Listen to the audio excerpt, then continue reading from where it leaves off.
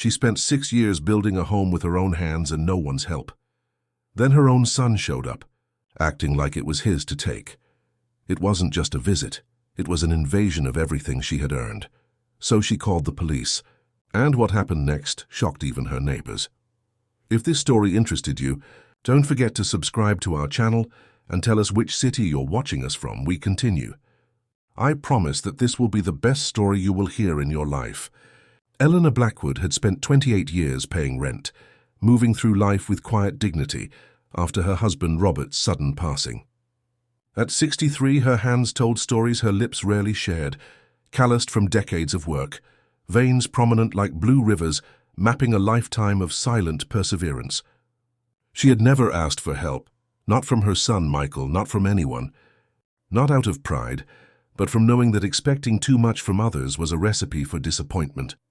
The small apartment she rented in Springfield had become both sanctuary and prison, its walls witnesses to her gradual disappearance from her family's consideration. The space was modest but meticulously kept, decorated with photographs that chronicled happier times and small treasures collected over decades. It was a Sunday afternoon when everything changed, one of those regular family lunches that had become increasingly uncomfortable over the years. Michael, his wife Diana, and their 14-year-old daughter Lily sat around Eleanor's small dining table. The air was thick with unspoken tension. "Mom, don't you think this place is getting a bit inadequate for someone your age?" Michael's questions sliced through the polite conversation about weather and neighborhood gossip. Diana nodded, setting down her fork with surgical precision. "There's a lovely assisted living community near our neighborhood. Very modern. You wouldn't have to worry about anything anymore." Eleanor's hand tightened around her water glass. She watched Lily's eyes dart between her parents and grandmother, the girl's discomfort evident. "I'm managing just fine," Eleanor replied, her voice steady despite the hurt spreading through her chest. Diana's smile didn't reach her eyes. "Of course you are. It's just that, well, accidents happen at your age, and this place is so simple." Eleanor caught the exchange of glances between her son and daughter-in-law, that particular look she had come to recognize over the years, the one that said they'd already made decisions about her life without her input. "The meatloaf is delicious, Grandma," Lily offered, trying to change the subject. But the damage was done. Eleanor felt herself shrinking under their condescending gazes, their casual dismissal of the life she had built for herself. She said nothing more about it that evening, serving dessert with hands that only slightly trembled, smiling and nodding as Diana detailed Lily's packed schedule of activities that would keep grandmother and granddaughter apart for the foreseeable future. After they left, Eleanor sat alone in her silent apartment. The walls seemed to close in around her. She moved to the window, watching the taillights of Michael's expensive SUV disappear down the street. Something inside her, something long dormant, stirred to life. That night, unable to sleep, she pulled out a wooden box from beneath her bed. Inside were bank statements, old receipts, and small notebooks filled with careful calculations, a meticulous record of 28 years of financial survival. She spread them across her bed, examining each page with newfound purpose. By dawn, Eleanor had made a decision. She would no longer beg for respect. She would claim it. The next morning, Eleanor called in sick to the accounting firm where she'd worked as an administrative assistant for the past 15 years. Instead of going to work, she visited 3 different banks, inquiring about mortgage options for someone her age. The responses were discouraging but not definitive. One loan officer, a woman about 10 years younger than Eleanor, stayed after hours to explain what might be possible. "It won't be easy," the woman said, "but it's not impossible. You have excellent credit, stable employment, and some savings. The key is having enough for a significant down payment." Eleanor left with a blue notebook the woman had given her. "To keep track of your journey," she'd said. On the first page, Eleanor wrote, "My own home by 2023. She calculated she would need an additional $42,000 for a decent down payment on even a modest house in this market. For the next 6 years, Eleanor lived a double life. By day, she maintained her position at the firm. Evenings and weekends became a blur of side hustles. Baking goods she sold to local cafes, preparing meal kits for busy professionals in her building, cleaning offices after hours, and selling handmade crafts at weekend markets. Every dollar earned went into a separate account she labeled Freedom Fund in her blue notebook. She tracked everything meticulously: date, amount, source, and effort required. Between entries about finances, she pasted Lily's occasional notes, recipes that reminded her of her mother, and quotes that kept her going on the hardest days. The work was exhausting. Some nights Eleanor's body rebelled. Once, she collapsed against her apartment door after a particularly grueling weekend of cleaning vacation rentals. As she slid to the floor, the blue notebook fell from her bag, opening to a page where she had written, "Never let them decide for you." She traced the words with her finger, gathered her strength, and pulled herself up. Her relationship with Lily suffered during these years. Michael and Diana, uncomfortable with the close bond between grandmother and granddaughter, filled Lily's schedule with activities that left no time for visits. Still, the girl found ways to maintain connection, slipping notes into Eleanor's mailbox when her parents weren't looking, sending text messages from friends' phones when her own was monitored. "Miss you, Grandma. Mom and Dad are weird lately. Dad talks about your apartment like it's gross, but I love it there. It smells like cookies and feels safe." Eleanor kept every note in her blue notebook, between pages of financial calculations and dreams of window boxes filled with flowers. By year 4, Eleanor had saved nearly $30,000, still short of her goal but making steady progress. Her body had adapted to the punishing schedule. Though the mirror reflected the toll, deeper lines around her eyes, silver hair that had once been streaked with auburn, a certain thinness to her face that hadn't been there before. That Christmas, Michael and Diana gave her a brochure for Sunny Pines Retirement Community. "Just something to think about, Mom," Michael said. "They have a waiting list, so it's good to get on it early." Eleanor smiled politely and tucked the brochure into her purse, next to the blue notebook containing the latest property listings she'd been researching. "Thanks for thinking of me," she said, and turned the conversation to Lily's upcoming school play. That night, alone in her apartment, Eleanor added a new entry to her notebook. "They're getting impatient. Need to work faster." The next 2 years passed in a blur of increased determination. Eleanor took on more clients for her meal preparation service. She expanded her baking to include special occasion cakes. She even started an online store selling her hand-knitted scarves and hats during winter months. Her body protested more frequently now: aching joints, exhaustion that sleep couldn't cure, occasional dizzy spells that frightened her. But the numbers in her notebook grew steadily, climbing toward the goal that had become her North Star. By the beginning of year 6, Eleanor was close enough to her target that she began visiting properties on her lunch breaks. She had a list of non-negotiables: good natural light, a small yard for gardening, reasonable proximity to public transportation, and most importantly, a sense of peace when she walked through the door. The first house she visited was too small, with cramped rooms that felt suffocating. The second was in a neighborhood that felt isolated, too far from the community she hoped to build. The third house made her heart skip. It was nothing fancy, a modest 2-bedroom with faded blue siding and a slightly overgrown yard. But it had good bones, as her father would have said: large windows that flooded the rooms with light, a kitchen with enough counter space for baking, a small covered porch where she could imagine sitting with a cup of tea, watching the seasons change. Most importantly, it had a garden space, currently neglected but full of potential, where Eleanor could already envision roses climbing a trellis, herbs in terracotta pots, and perhaps even a small vegetable patch. "It needs work," the realtor said apologetically. Eleanor ran her hand along a worn countertop. "That's all right," she replied. "So do I." January brought with it the approval of Eleanor's mortgage application. 6 years of relentless work had finally paid off. The loan officer who had given her the blue notebook all those years ago handled the paperwork personally, her eyes bright with admiration as Eleanor signed the final documents. "You did it," she said, handing Eleanor the keys. "Not many people have this kind of determination." Eleanor's fingers closed around the cold metal, feeling the weight of what they represented. "I had good reasons," she replied simply. That evening, Eleanor sat in her rented apartment for the last time. She had told no one about the house purchase. Not Michael, not Diana, not even Lily. The apartment was mostly packed, years of possessions sorted, into what would come with her, and what would be donated. She had kept the process gradual to avoid raising suspicions, explaining away missing items as decluttering when Lily noticed during her increasingly rare visits. Looking around at the stacked boxes, Eleanor felt a strange mixture of emotions: pride in what she had accomplished, sorrow for the years spent trying to earn respect that should have been freely given, and, most surprisingly, excitement for what lay ahead. The next morning, a small moving truck arrived before dawn. Two women, sisters who ran a local moving company specializing in helping seniors relocate, efficiently loaded Eleanor's belongings.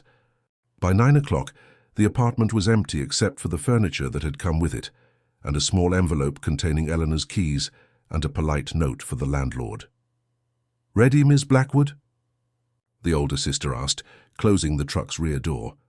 Eleanor took one last look at the apartment that had been her home for nearly 3 decades. "More than ready," she answered. The house on Maple Street looked different in the pale winter light, more real somehow now that it was hers.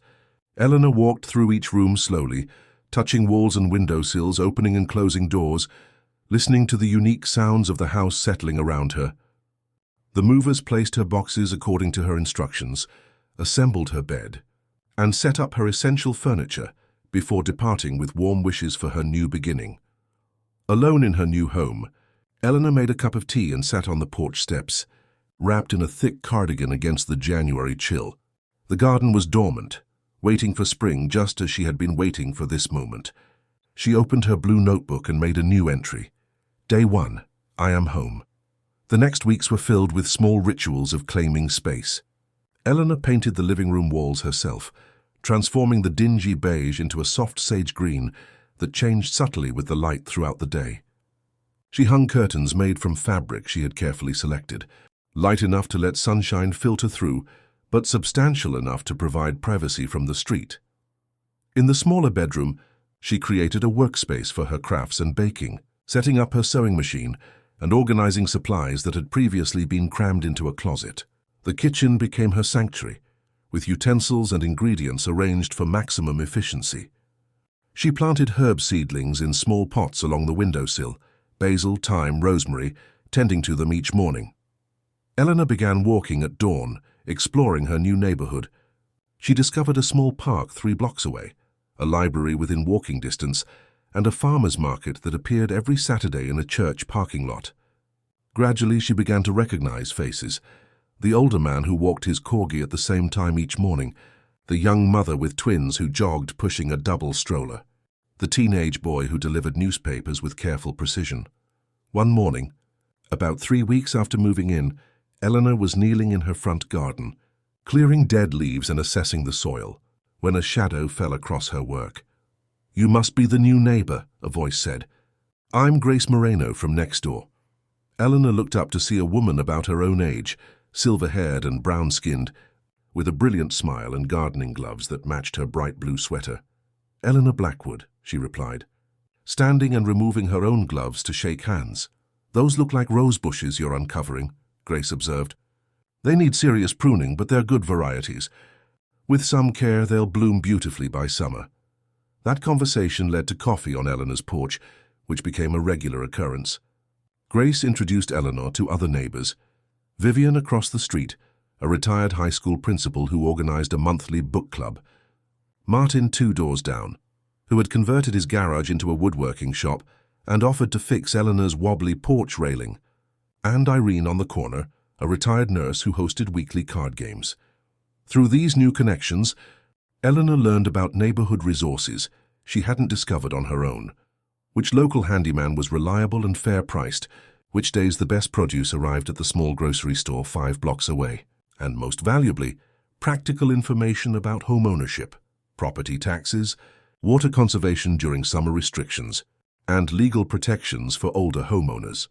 "You need to make sure everything is properly documented," Vivian advised during one book club meeting that had evolved into an impromptu legal advice session. "Especially at our age with adult children, I've seen too many cases of family members assuming they have rights to property they didn't help pay for." Eleanor thought of Michael and Diana, of their casual assumption that her resources, her time, her space, her very life, should be at their disposal. She made an appointment with Vivian's recommended attorney the following week. As winter gave way to spring, Eleanor's garden began to wake up. The rose bushes Grace had identified put forth new growth after Eleanor's careful pruning. She planted sunflower seeds along the back fence, imagining the tall stalks that would rise by summer's end. In the small vegetable patch Martin had helped her prepare, she planted tomatoes, peppers, and zucchini. Her body, which had been tense for so long, began to relax into this new rhythm. The physical labor of gardening was different from the exhaustion of her previous years. It built strength rather than depleting it. She stood straighter, her voice became more certain, and she began to recognize herself again in the mirror. Eleanor continued her meal preparation business on a smaller scale, selling baked goods to a local cafe and preparing special orders for neighbors. The income supplemented her retirement savings, allowing her to make small improvements to the house: a new water heater, repairs to the roof, energy-efficient windows that Martin helped install at cost. She had changed her address with the post office and utility companies, but hadn't shared her new location with Michael or his family. Her cell phone remained the same, and she still answered his infrequent calls with the same patient tone she had always used. When he asked about background noise, the sound of birds, a neighbor's lawnmower, she deflected with vague answers about having the windows open. Nearly 4 months passed in this peaceful new existence before her carefully constructed boundary was breached. The doorbell rang on a Saturday afternoon in May, as Eleanor was preparing for the garden club meeting she now hosted monthly. When she opened the door, 3 shocked faces stared back at her: Michael, Diana, and a wide-eyed Lily, who had grown at least 2 inches since Eleanor had last seen her. "Mom?" Michael's voice was caught between confusion and disbelief. "What is this? What are you doing here?" Diana's gaze swept past Eleanor into the house, taking in the freshly painted walls, the vase of garden roses on the entry table, the evident permanence of Eleanor's presence. "Grandma, you have a house," Lily exclaimed, her face breaking into a genuine smile. "It's beautiful."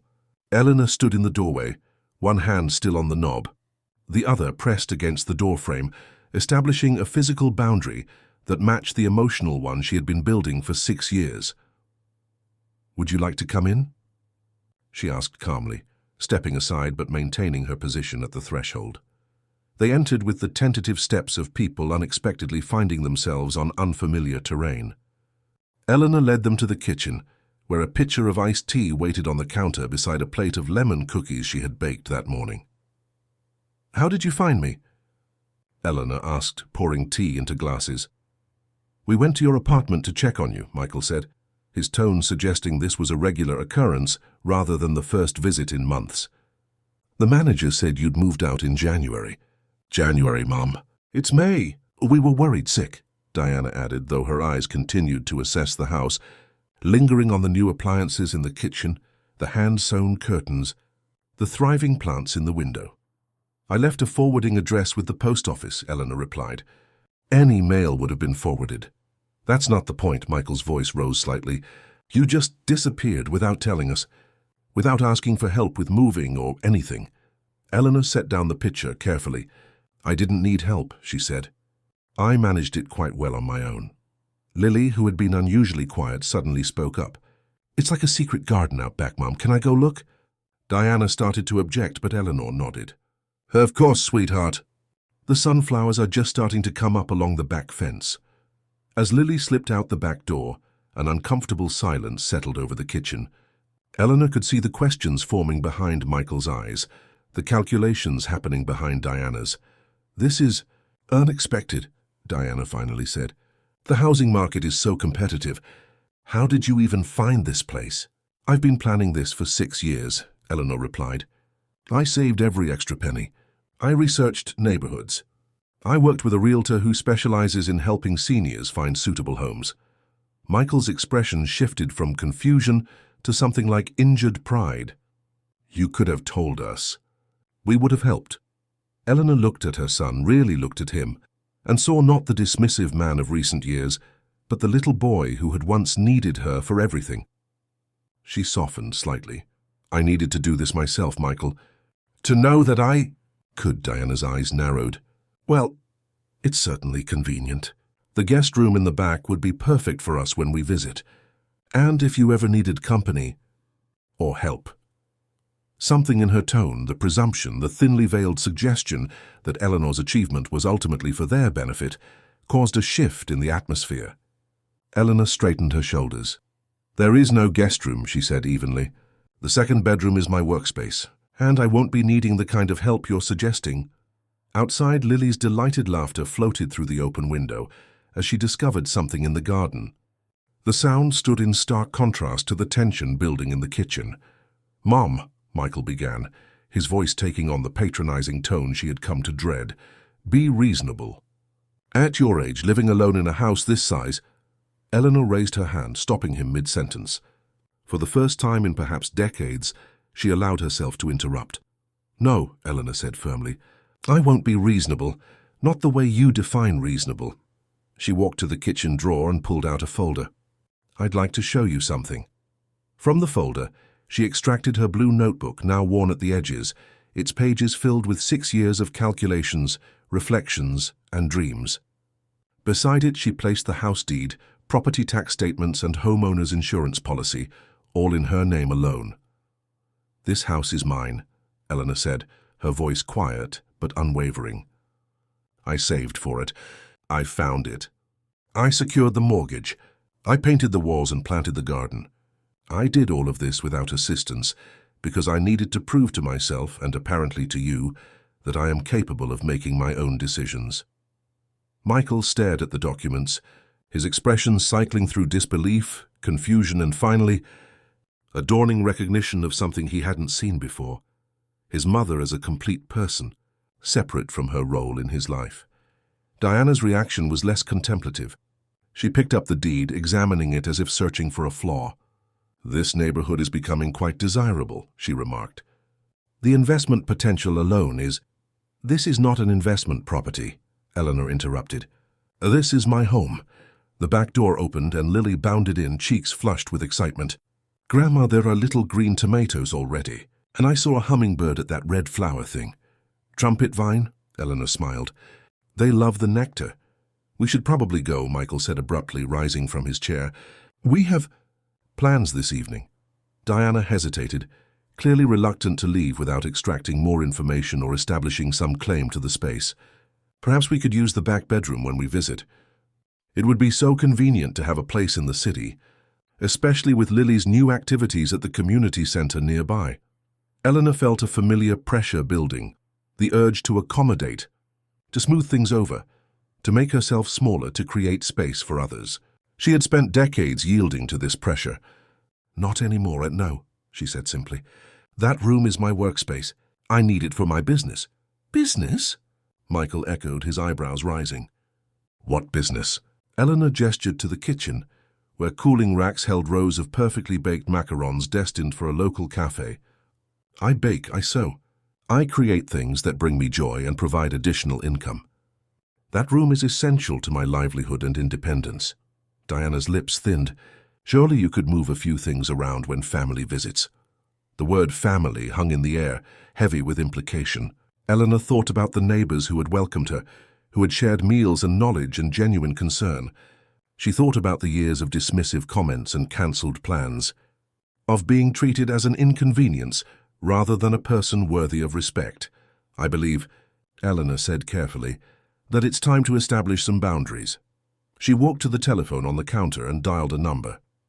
"Hello, Officer Martinez. This is Eleanor Blackwood. Remember when you said to call if I needed assistance with unwanted visitors? I think I might need that help now." She paused, listening. No immediate danger. Just a family disagreement about property rights. Yes, that would be helpful. Thank you."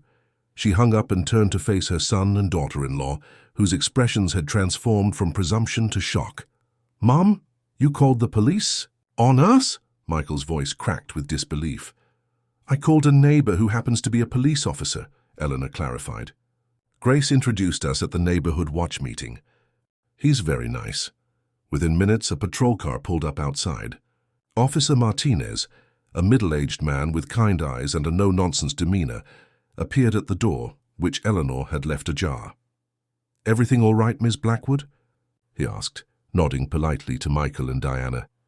Just a misunderstanding about boundaries, Eleanor explained. My son and his wife are having difficulty accepting that this house is my sole property and that I make the decisions about who stays here and when. Officer Martinez nodded, his expression neutral but understanding. Family matters can be complicated, he said diplomatically.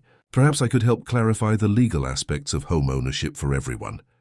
For the next 15 minutes, he explained property rights in simple terms, emphasizing that without Eleanor's written consent, no one else had any claim to her home or any right to occupy it against her wishes.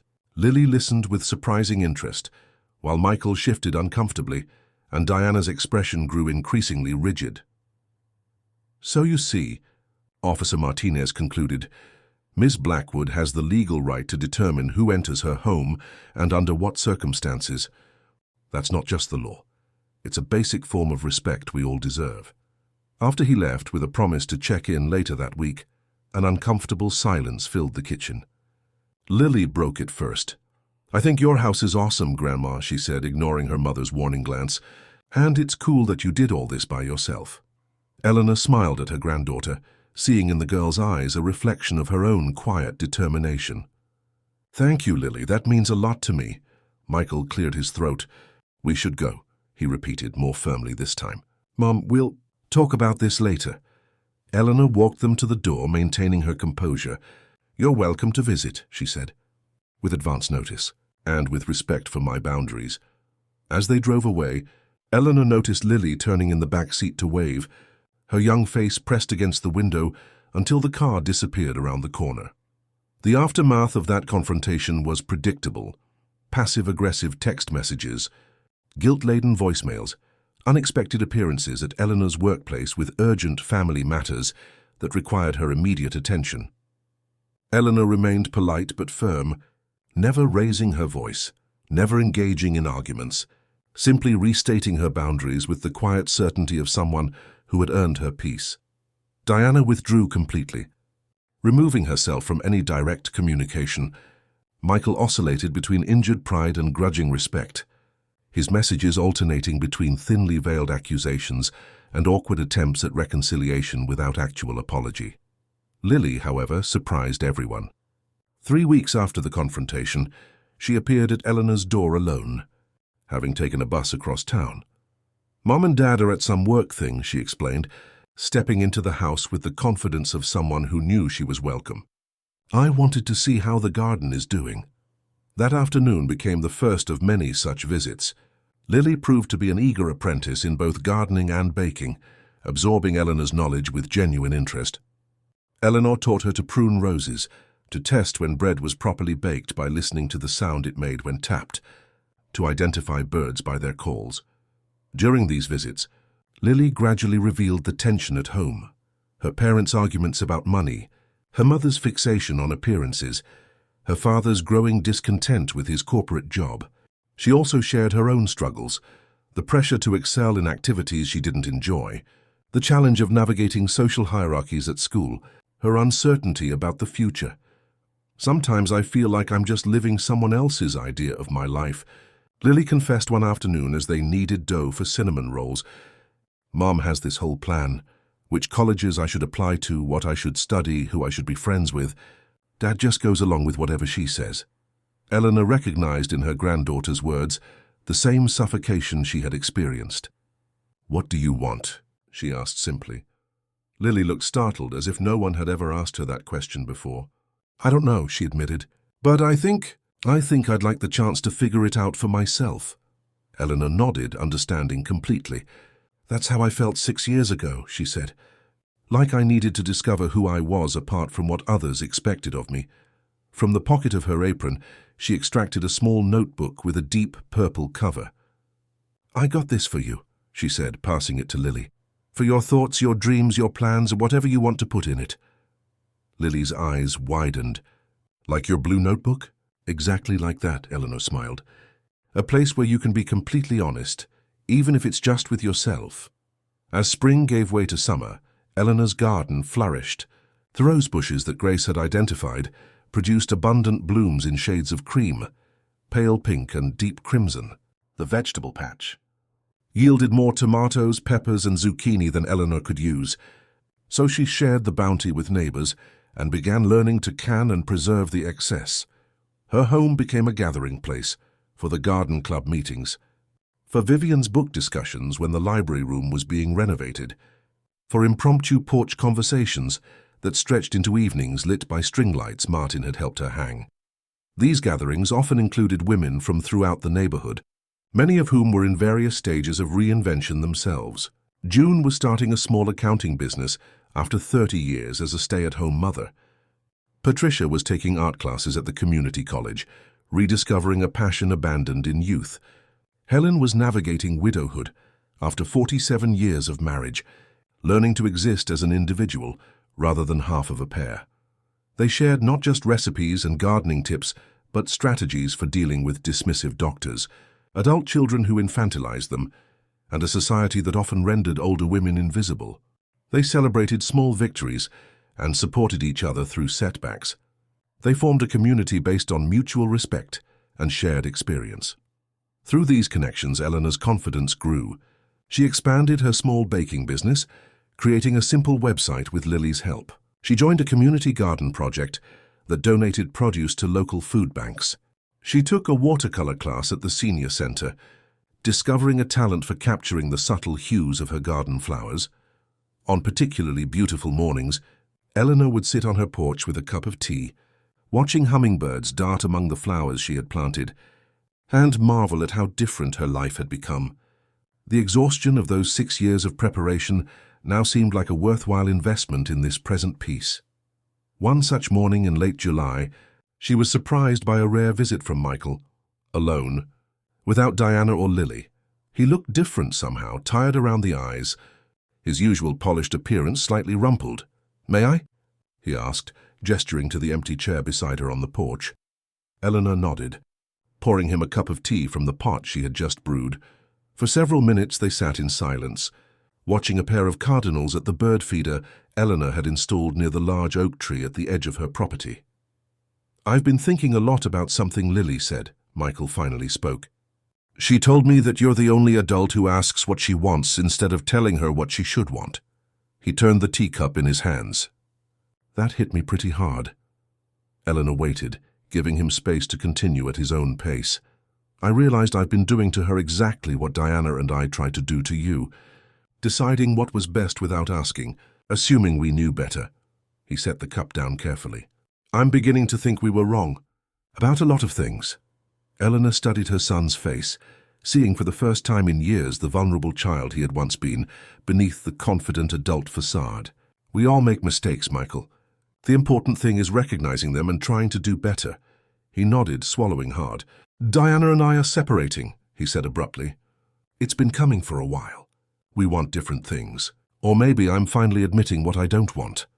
Eleanor absorbed this news with quiet concern. "I'm sorry to hear that," she said honestly. "Are you okay?" Michael gave a humorless laugh. "I don't know. Maybe I will be eventually." He looked around at Eleanor's garden, the thriving plants, the comfortable home she had created. "I think I need to figure out who I am without Diana's good direction, without trying to live up to some standard that never really mattered to me." The irony wasn't lost on Eleanor, her son now facing the same journey of self-discovery she had embarked on 6 years earlier. Rather than point this out, she simply reached over and squeezed his hand. "It won't be easy," she said gently, "but it's worth it." Michael stayed for another hour, talking more openly than he had in years. He shared his unhappiness at the corporate job he had maintained, primarily to support Diana's lifestyle expectations. He admitted his regret at not spending more time with Lily during her childhood, always deferring to Diana's parenting decisions. Most surprisingly, he acknowledged the distance he had allowed to grow between himself and Eleanor. "I think I was embarrassed," he confessed. "Diana always talked about how successful her friends' children were, the big houses they bought for their parents, the vacations they all took together, and here I was barely checking in on you. It was easier to pretend you didn't need anything than to admit I wasn't providing it." Eleanor considered this. "I never wanted a big house from you, Michael, or grand gestures. I just wanted to be seen, as a person, not a problem to solve or an obligation to manage." As Michael prepared to leave, he hesitated at the door. Would it be okay if Lily continued visiting? She loves it here. She loves being with you. Eleanor smiled. Of course. She's always welcome. And maybe, sometimes, I could come too. Not to stay, he added quickly. Just to visit. Maybe help with some of those house projects you mentioned. I'd like that, Eleanor said, surprised to find she genuinely meant it. August brought a heat wave that tested Eleanor's gardening skills and her home's aging air conditioning system. When the unit finally failed during the hottest week of the summer, Martin and his son helped her install a new energy-efficient model, refusing payment beyond a week of her homemade bread. That's what neighbors do, Martin said simply when Eleanor protested. We look out for each other. The concept of interdependence rather than dependence was revelatory to Eleanor. Throughout her life, she had oscillated between complete self-reliance and reluctant dependence. This middle ground, a community where skills and support were freely exchanged, where asking for help didn't diminish one's autonomy, was new territory. She began to integrate this philosophy into other areas of her life. When Vivian offered to help update Eleanor's small business website, Eleanor accepted, trading her expertise in social media management for Vivian's technical skills.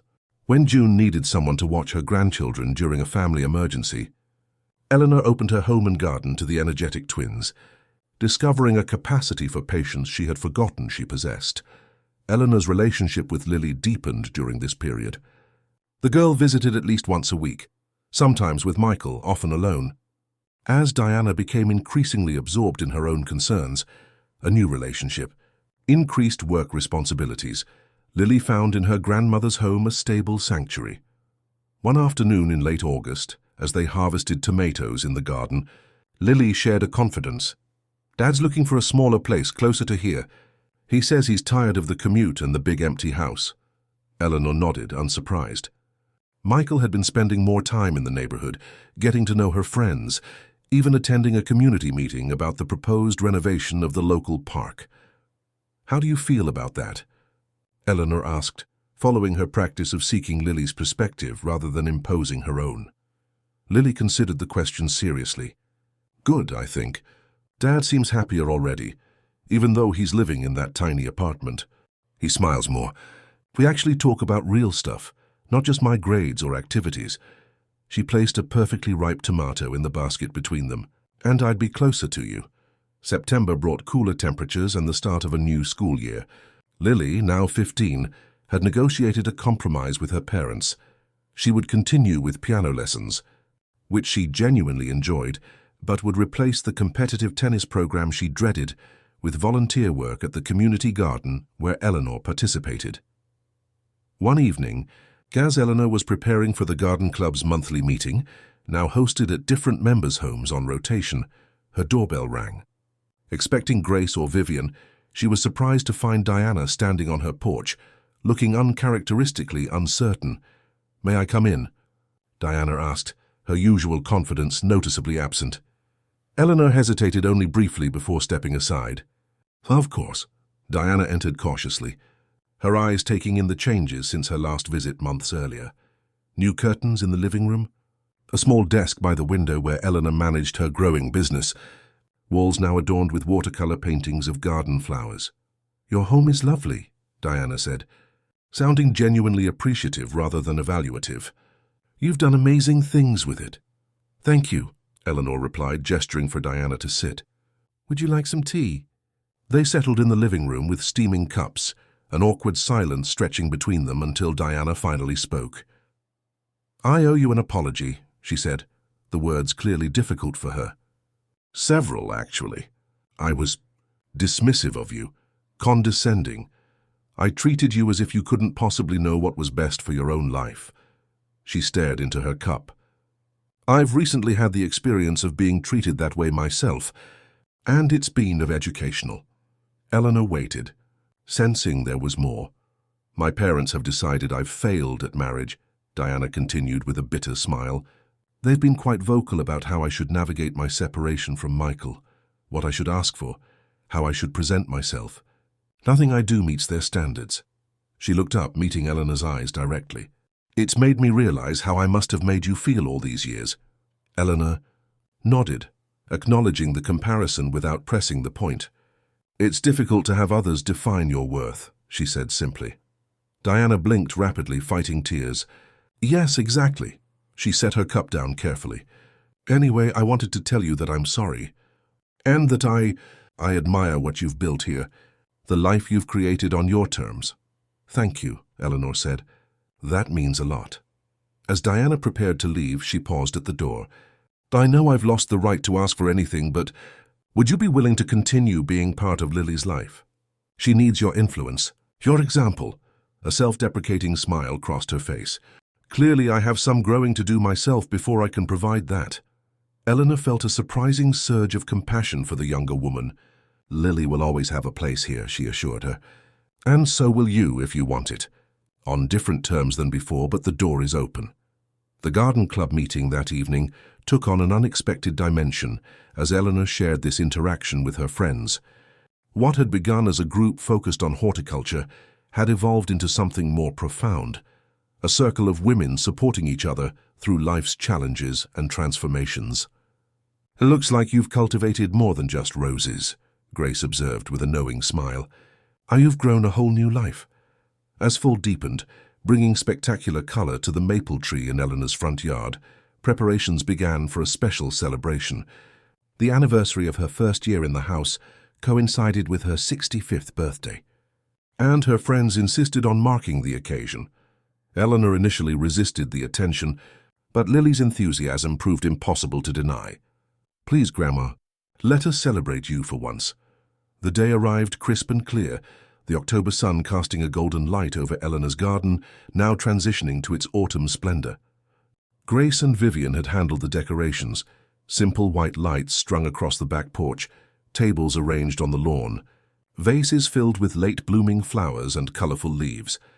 Guests began arriving in the afternoon, neighbors who had become friends, colleagues from Eleanor's workplace, Michael with a homemade cake, even Diana, who brought a beautiful handcrafted wind chime for the garden. Lily flitted between groups, proudly giving tours of the garden she had helped tend, pointing out the vegetable beds now prepared for winter, the rose bushes carefully pruned for next season's growth. As twilight approached, Martin called for everyone's attention, raising a glass in Eleanor's direction. "To our friend and neighbor, who showed us all what courage looks like in everyday life, who reminded us that it's never too late to begin again." Cheers and applause followed, bringing an unaccustomed warmth to Eleanor's cheeks. As conversations resumed around her, she found a quiet moment to slip away to the far corner of the garden, where a small white bench sat beneath the maple tree. From this vantage point, she could observe the gathering, Grace deep in conversation with Michael, Lily showing Diana her purple notebook, Vivian laughing at something Martin's wife had said. The scene was so different from what Eleanor might have imagined for herself just a few years ago. A slight rustle beside her announced Lily's presence. The girl sat down on the bench, following Eleanor's gaze to the assembled guests. "What are you thinking about, Grandma?" she asked. Eleanor considered the question. "I'm thinking about time," she said finally. "How it's never quite what we expect.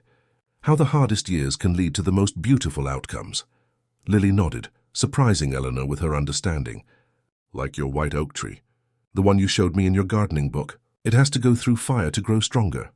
"That's right," Eleanor smiled, impressed by her granddaughter's memory. "Some seeds only germinate after extreme conditions, heat, cold, even fire. Nature's way of ensuring they sprout at the right time." They sat in comfortable silence for a moment before Lily spoke again. "I'm glad you didn't let them put you in that retirement place. I'm glad you fought for what you wanted." Eleanor put her arm around the girl's shoulders. "So am I." "I saved something for you," Lily continued, reaching into her pocket. She pulled out a small, carefully folded piece of paper, one of the notes she had secretly passed to Eleanor years ago during the difficult times. "I found it in my old school notebook. I thought maybe you could add it to your blue notebook. For the full story." Eleanor unfolded the paper to find a child's drawing of two figures, a tall one and a small one, standing before what appeared to be a house with an impossibly large garden. Above the drawing, in Lily's earlier handwriting, "Someday we'll have a garden together." Tears pricked at Eleanor's eyes as she carefully refolded the paper. "I'll treasure this," she promised. As the evening progressed, guests gradually departed with warm hugs and promises to return soon. Michael stayed to help with cleanup, working alongside Eleanor in comfortable companionship. "I found a place," he told her as they washed dishes side by side. "A small house about 10 minutes from here. Nothing fancy, but it has good bones, as you would say." Eleanor smiled at the familiar phrase. "That's wonderful, Michael." "It needs some work," he continued. "The kitchen especially. I was hoping you might help me figure out what to do with it, if you have time." "I'd like that," Eleanor replied, recognizing the invitation as more than just a request for decorating advice. It was an acknowledgement of her expertise, her judgment, her value. Later, after everyone had gone and the house was quiet once more, Eleanor sat on her porch with a final cup of tea. The garden lay in shadow now, but she knew every plant, every path, every corner intimately. In the spring, new growth would emerge. The cycle would continue. From her pocket, she withdrew the blue notebook that had chronicled her journey. Its pages were nearly full now. 6 years of determination, 1 year of fulfillment. Tomorrow she would add Lily's drawing and perhaps begin a new notebook. As she rocked gently in the chair Martin had crafted for her birthday, Eleanor reflected on the white oak Lily had mentioned. It was true that some species required adversity to flourish.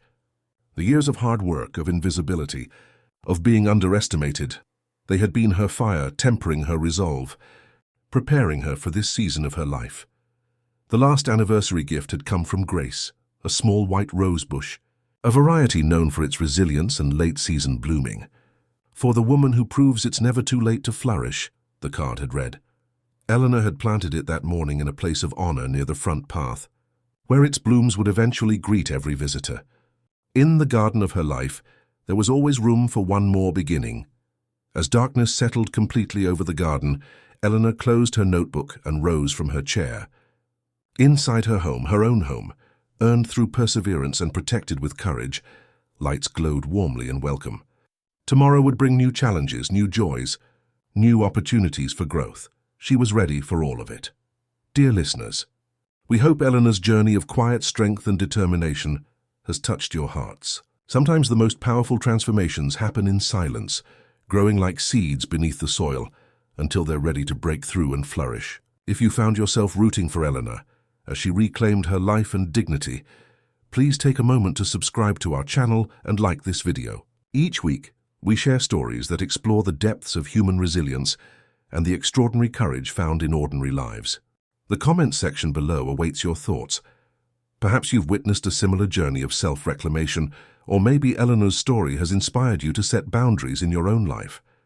Join our community of storytellers and listeners as we continue to explore these powerful narratives together. And don't